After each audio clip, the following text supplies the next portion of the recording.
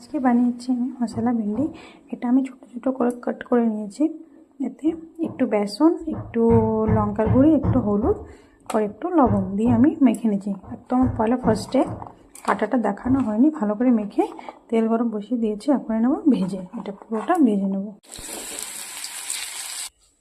এখানে দেখতে পাচ্ছ আমি একটু হাফ কাটরি দহি নিয়ে নিয়েছি। এখন এতে আমি লবণ, হলুদ আর মির্চি পাউডার, লঙ্কার গুঁড়ি, হাফ চামচ জিরে পাউডার, একটু গরম মশলা পাউডার, একটু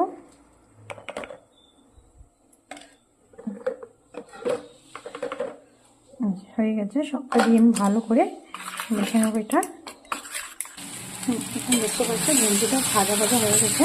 এখন ভেন্ডিটা ভালো করে ভাজা হয়ে গেছে। এখন নেড়ে চেড়ে দিয়ে এটা নামিয়ে নেব। এখানে দেখো আমি একটা পেঁয়াজ কেটে রেখেছি একটু বড় বড় করে। এখানে তেল গরম বসিয়ে দিয়েছিলাম, তেলটা আমার গরম হয়ে গেছে।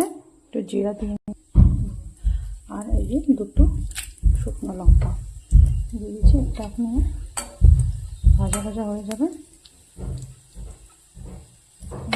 বড় বড় কেটে রাখা পেঁয়াজ কটা দিয়ে দেবো।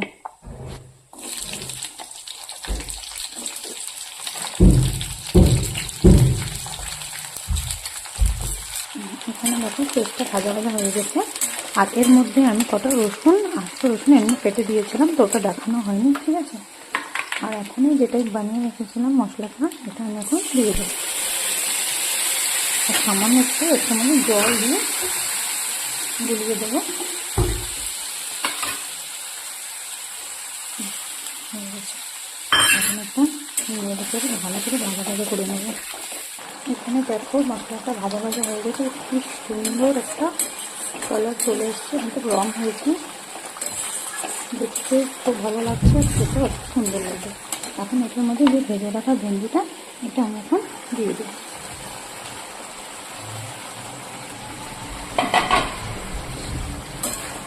তোমরা তো জানোই বন্ধুরা, রান্না করতে করতে একটু তো নোংরা হয়ে যায় আশেপাশে। সুন্দর করে বাস এখন একটু স্লো করে গ্যাসটা কমিয়ে ঢেকে দেবো।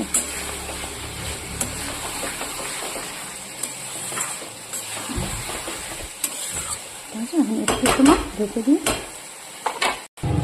দেখো এটা আমি ঢেকে দিয়েছিলাম, হয়ে গেছে রান্নাটা।